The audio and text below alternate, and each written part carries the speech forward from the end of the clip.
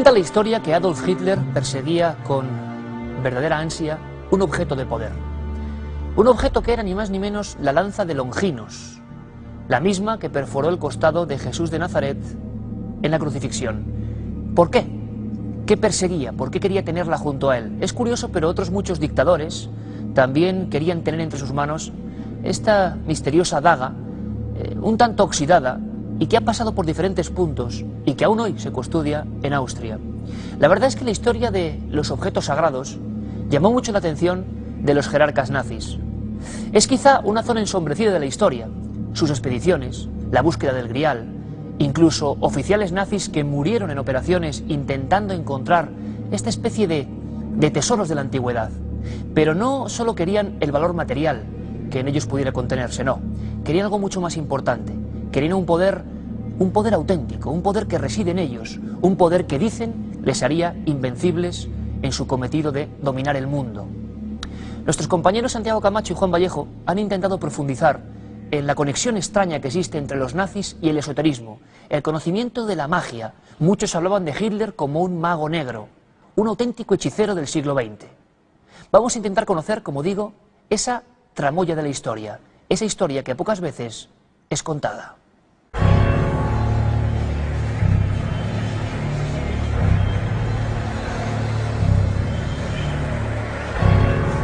El nazismo fue una de las mayores catástrofes que han asolado Europa desde los tiempos de la peste negra, dejando tras de sí un continente devastado y millones de muertos. Sin embargo, pocos saben que tras estos acontecimientos históricos hay una trastienda donde la irracionalidad y la magia son las protagonistas. Un mundo de ocultismo, superstición y sociedades secretas.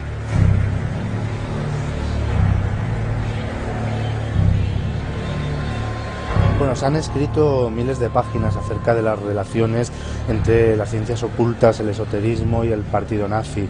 Y quizás se ha exagerado, se ha tendido un poco a inflar esta relación, a veces basándose más en la leyenda o en los rumores que en los hechos verdaderos.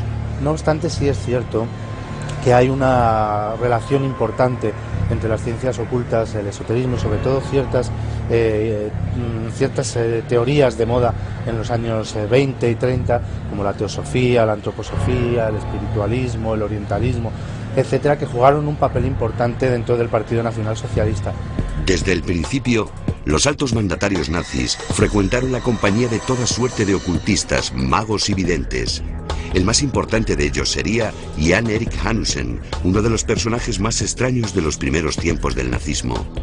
Sus propios compañeros serían los que acabarían asesinándolo después de que hubiese vaticinado en una sesión de espiritismo el incendio del Parlamento alemán, ordenado por Hitler con la intención de culpar del hecho a los comunistas.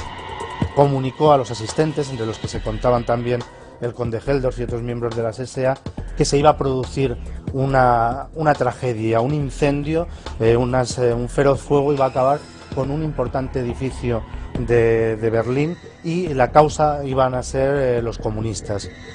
Lógicamente, cuando poco más o menos un día después arde el Reichstag, el partido nazi achaca la causa de este incendio a la intervención de Marinus van der Lubbe, un militante comunista holandés, ayudado por otros comunistas, y esto da pie además a que el recién ascendido canciller Adolf Hitler pueda prácticamente hacerse con el poder total, ¿no? Pues resulta bastante sospechosa esta circunstancia, teniendo en cuenta que casi a renglón seguido también Hanussen va a desaparecer y no se va a volver a saber nada de él hasta la aparición de su cadáver. Las inquietudes ocultistas de los dirigentes nazis quedaron fielmente plasmadas en el que fuera su principal instrumento de terror, las SS, una organización esotérica creada a imagen y semejanza de las antiguas órdenes de caballería. Heinrich Himmler instauró su sede en el castillo de Wewelsburg, un verdadero Camelot para su orden negra. Tiene una forma triangular, una torre muy grande en la que en la parte inferior hay una cripta con las cenizas de los héroes caídos. Por encima, una copia de la capilla del Santo Grial, donde se reúne con esos líderes de las SS. Ahí también está su astrólogo favorito, Wilhelm Wulff. Y se puede decir que el castillo de Wewelsburg es para las SS el centro de su poder esotérico, de su culto esotérico y de búsqueda de objetos de poder y de y de intento de llevar adelante ese Estado dentro del Estado que las SS siempre quisieron tener. En medio de aquel clima de fanatismo e irracionalidad, no debe de extrañarnos que en la Alemania nazi tuvieran éxito las doctrinas científicas más extravagantes.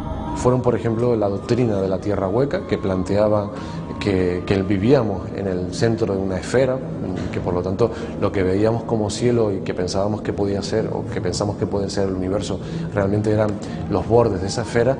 La teoría también, o una derivación de esta teoría, que planteaba que había mundos subterráneos, es decir, que había realmente océanos y que había continentes, vegetación y población bajo nuestros pies. 60 años después de aquel movimiento más religioso que político, los historiadores aún se preguntan cómo es posible que el país más culto y avanzado de aquella Europa fuese invadido en apenas unos años por aquella espiral de irracionalidad. Fue sin duda una fiebre por lo mágico y lo ancestral, que se llevaría hasta sus últimas consecuencias con expediciones y proyectos secretos que superan cualquier ficción. Me resulta muy curioso porque en los últimos años el asunto de los enigmas nazis, del gran secreto de Hitler y tantas otras historias se han convertido en auténticos bestsellers. Tengo un ejemplo de verdad encomiable, El enigma nazi, el secreto esotérico del Tercer Reich, lo publicó José Lesta. Es una especie de compendio periodístico con cientos de fotos sobre todos los misterios que nos quedan por conocer, que hay que decirlo, de esta gente que pudo dominar el planeta Tierra, el Tercer Reich que iba a durar 1000 años y que acabó envuelto en tragedia y fuego. José Lesta, bienvenido, buenas noches. Buenas noches, Iker, un placer. ¿Por qué Hitler tenía tanta pasión por el esoterismo? ¿Qué le ocurrió? Parece que hay varias experiencias personales que hacen que vea la vida de otra forma, distinta al resto de los mortales. Tuvo una serie de experiencias muy fuertes que le marcaron, que ahora, 60 años después, empiezan a ser conocidas. Él dijo que, siendo un cabo, un soldado anónimo, en la guerra estaba una noche cenando con sus compañeros de combate y de repente, no sabe por qué, una especie de instinto, de voz interior, algo, hizo que se desplazara, que se moviera unos metros de la posición en la que estaba, ¿no? Como si una especie de voz le dijera, levántate y vete hacia allí. Bueno, él acató ese instinto interior, esa voz, y lo que ocurrió después fue absolutamente increíble.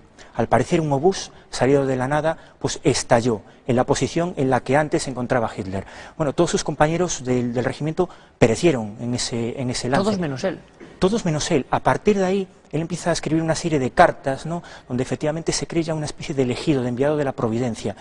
Desgraciadamente sabemos todo lo que ocurrió después, pero es que aún encima no fue esa la única experiencia que marcó profundamente a Hitler y que le hizo pues pensar que efectivamente no solo estaba protegido, sino que ese bagaje ocultista que también desde la infancia pues venía un poco alimentando, pues hizo que sucediera todo lo que sucedió después.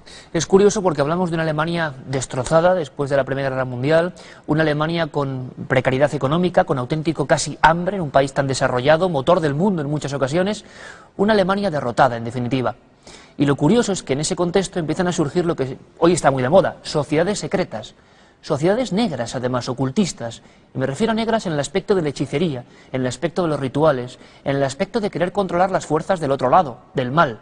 Esas sociedades no son mitos, no son ciencia ficción, existían, José. Nos encontramos sociedades como la Otto, la Orden de los Nuevos Templarios, la Sociedad del Bril, sociedades incluso muy antiguas. Esta Sociedad Bril, una sociedad hinduista que se pierde su origen en la noche de los tiempos y sobre todo, y por encima de todas ellas, la Sociedad Thule. Thule. Sí, un nombre curioso, Thule, un nombre que alude a un continente perdido, a la Atlántida, ¿no?, a un continente mítico. Una sociedad que inicialmente pues era una sociedad formada por gente de la clase media, por aristócratas, por burgueses, militares, abogados, que se reunían en un sitio de Múnich pues para estudiar pues, leyendas germanas. Esa era la teoría. En la trastienda se movían otra serie de cuestiones y de historias. Es precisamente en esa trastienda donde tenemos que ver pues todo ese bagaje ocultista de Hitler. Hitler entra en esa sociedad esotérica Thule.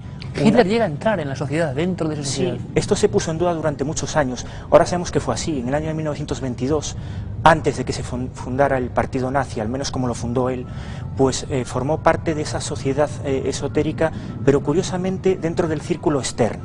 Es decir, había varios círculos, algunos más elitistas, digamos, y justo dentro de esos círculos elitistas pues formaban parte personas muy curiosas como Haushofer, un profesor universitario de Múnich que fue una especie de mentor espiritual para Hitler, o muchos otros personajes que se movían ahí. Por ejemplo, la mano derecha de Hitler después, durante la Segunda Guerra Mundial, que fue Rudolf Hess, un creyente en la magnetoterapia, en el poder de las pirámides y en muchas otras historias absolutamente alucinantes, formaba parte también de esa sociedad esotérica Thule, pero del círculo interno, no del círculo más externo al que dejaron entrar a Hitler, como te digo.